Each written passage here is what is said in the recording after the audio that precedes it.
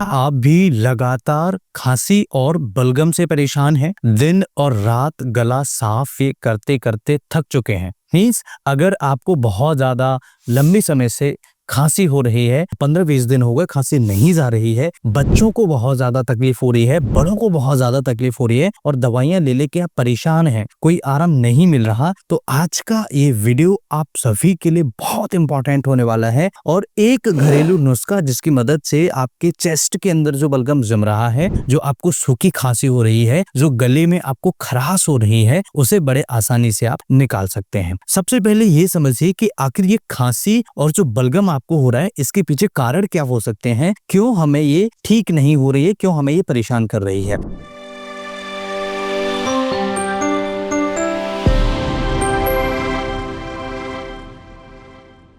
तो सबसे पहला जो कारण होता है वो धूल, धुआं या एलर्जी की वजह से हमें सूखी खांसी हो सकती है और बलगम भी हो सकता है। इसके अलावा अगर हम बार बार ठंडी चीजों का सेवन करते हैं, उसकी वजह से भी हमें ये प्रॉब्लम देखने को मिल सकती है, उसकी वजह से भी इस तरह की समस्या हमें देखने को मिलती है। अलावा अगर किसी को ब्रोंकाइटिस हो गया है तब भी इस तरह की प्रॉब्लम होती है, या अस्थमा की शुरुआती स्टेज हो, यानी कि स्टेज फर्स्ट हो, अस्थमा की शुरुआत हो रही हो, ऐसी कंडीशन में भी काफी ज्यादा दिक्कत होती है। कई लोगों को फेफड़ों में इन्फेक्शन हो जाता है, या टॉन्सिल्स का इन्फेक्शन गले में हो जाता है, या थ्रोट इन्फेक्शन हो जाता है, या किसी को ट्यूबरकुलोसिस की समस्या है। ऐसी कंडीशंस में भी आपको लगातार खांसी रहना और आपको बलगम आना, आपको बराबर बहुत ज्यादा बलगम निकालने के बाद भी तकलीफ रहना, इस तरह की समस्या हो सकती है। अगर आप इस समस्या से परेशान हैं, खांसी लंबी चल रही है और इसके अलावा फिर आपको नींद नहीं आ रही, भूख नहीं लग रही है, सांस लेने में तकलीफ हो रही है और आपको पेट खराब हो रहा है, बलगम निकालते निकालते दर्द हो रहा है, एलर्जी जैसी कंडीशंस हो रही है, गले में एक अलग सी इरिटेशन हो रही है, अलग सा दर्द हो रहा है, तो इस कंडीशन से बचने के लिए आप ये 5 होम्योपैथिक मेडिसिन में से कोई एक होम्योपैथिक मेडिसिन आप ले सकते हैं। तो सबसे पहली मेडिसिन क्या हो सकती है? होम्योपैथी में इसके लिए बहुत अच्छा ट्रीटमेंट है। देखिए, अब हम जानते हैं 5 बेहतरीन होम्योपैथी दवाइयां जो खांसी और बलगम को बाहर निकालने में, खांसी को ठीक करने में बहुत ज्यादा कारगर, असरदार साबित होती हैं। सबसे पहली मेडिसिन एंटीमोनियम टार्टिकम। एंटीमोनियम टार्ट बहुत अच्छा मेडिसिन है जब सीने में बहुत ज्यादा बलगम जमा हो रहा हो, यानी कि बच्चों में इस तरह की बहुत ज्यादा तकलीफ होती है। कई सारे ऐसे मरीज होते हैं जिनको बहुत ज्यादा, बच्चों में स्पेशली देखने को मिलता है, और मरीज बार बार खांसता है, और जब मरीज खांसता है तो उसको बलगम बाहर नहीं निकलती आसानी से, बलगम बहुत ज्यादा स्टक होता है, फंसता है। ऐसी कंडीशन में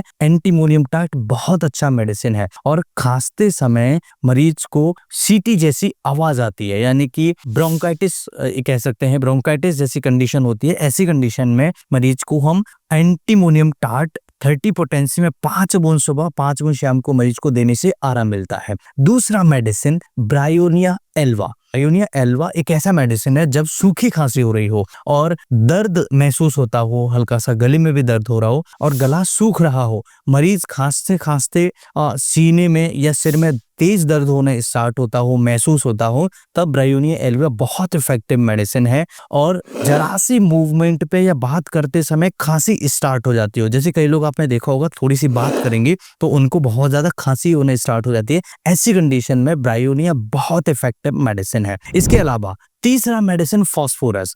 फास्फोरस होम्योपैथी में खांसी के लिए जाना माना मेडिसिन है, और जब मरीज को बलगम के साथ खून की हल्की हल्की धारियां दिखे, यानी कि जब बलगम आ रहा है और उसके साथ हल्का फुल्का खून का छींटा टाइप का आ जाए, तो ऐसी कंडीशन में फास्फोरस बहुत इफेक्टिव तरीके से काम करता है और मरीज को ठंडी चीजें खाने पीने से खांसी बढ़ जाए, यानी कि अगर उनको खांसी, जैसे क्रीम खाया, ठंडा पानी पी लिया, कोल्ड ड्रिंक ले लिया, उसके बाद खांसी बहुत तेज होना स्टार्ट हो जाए, तो ये मेडिसिन आप जरूर ले सकते हैं। और धड़कन अचानक से तेज हो जाए, जल्दी जल्दी धड़कन चलने लगे मरीज की, और कई बार मरीज की आवाज बैठ जाती है, ऐसी कंडीशन में फास्फोरस 30 पोटेंसी में 5 बूंद सुबह, 5 बूंद शाम को मरीज को देने से आराम मिलता है। चौथा मेडिसिन, होम्योपैथी में बहुत सारे मेडिसिन है, लेकिन ये जो मेडिसिन मैं आपको बता रहा हूँ ये बहुत इफेक्टिव तरीके से काम करते हैं। चौथा मेडिसिन है पल्सेटिल्ला। पल्सेटिल्ला 30 पोटेंसी में मरीज को दीजिएगा जब बलगम गाढ़ा हो, पीला पीला हो, हरा हो या चिपचिपा हो, इस तरह का जब बलगम आता है तो पल्सेटिल्ला बहुत अच्छा मेडिसिन होता है। खांसी सुबह शाम बहुत ज्यादा परेशान कर रही हो, यानी कि खांसी तो हो रही है लेकिन सुबह शाम ज्यादा दिक्कत होती है, या मरीज को खुली हवा लगने से अच्छा महसूस होता हो, जैसे खुले में निकल गए अच्छा महसूस हो रहा है, ऐसी कंडीशन में और कमरे में बैठते ही खांसी बढ़ जाती है तो पल्सेटिल्ला 30 पोटेंसी में 5 बूंद शाम को 5 बूंद सुबह शाम मरीज को देने से आराम मिलता है। पांचवा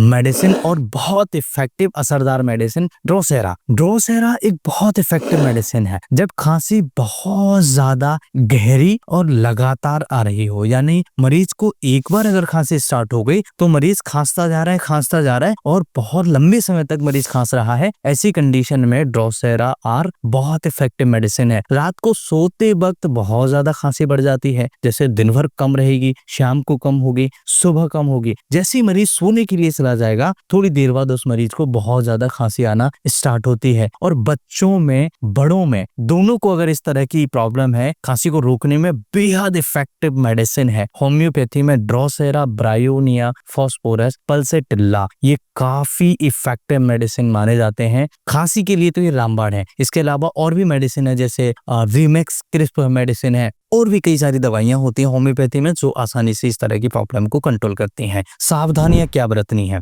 दूध, दही, आइसक्रीम या तेलीय चीजों से बचें, यानी इनका सेवन आपको नहीं करना है। स्पेशली शाम के समय तो आप टोटल अवॉइड करिए। अगर आप शाम के समय इन्हें लेते रहेंगे तो परेशान होते रहेंगे। ज्यादा ठंडी हवा में निकलने से बचें। धूल धुएं मिट्टी से जहां पर ऐसा माहौल होता है उससे बचने की कोशिश करें, उससे थोड़ी सी दूरी बनाएं, या कोशिश करें कि ठंडे पानी, फ्रिज का जो डायरेक्ट पानी है या फिर फ्रिज में रखी हुई डायरेक्ट जो चीजें उनका सेवन न करें। थोड़ा गुनगुना पानी पिए या सही मात्रा में पानी पीने की कोशिश करिए। नींद पूरी करें, ये आप कर सकते हैं। अगर खांसी 3 हफ्ते से ज्यादा है, लंबी समय से खांसी चल रही है या खून आ रहा है, तो तुरंत अपने नजदीकी डॉक्टर को दिखाइए। हो सकता है कि कोई बड़ी बीमारी का संकेत हो। इसके अलावा होम्योपैथी में अगर आप ये मेडिसिन नहीं लेना चाहते और आप चाहते हैं कि कोई एक ऐसा सिरप मिल जाए जिससे हमें खांसी में आराम मिल जाए, तो हमारे यहाँ का बना हुआ एक कॉम्बिनेशन हम बनाते हैं। होम्योपैथी की 3 से 4 मेडिसिन मिलाकर के एक अच्छा कॉम्बिनेशन बनाते हैं हम। उस कॉम्बिनेशन को भी आप मंगा सकते हैं। आप दिए हुए नंबर पर कॉल करके डायरेक्ट उस कॉम्बिनेशन को मंगा सकते हैं।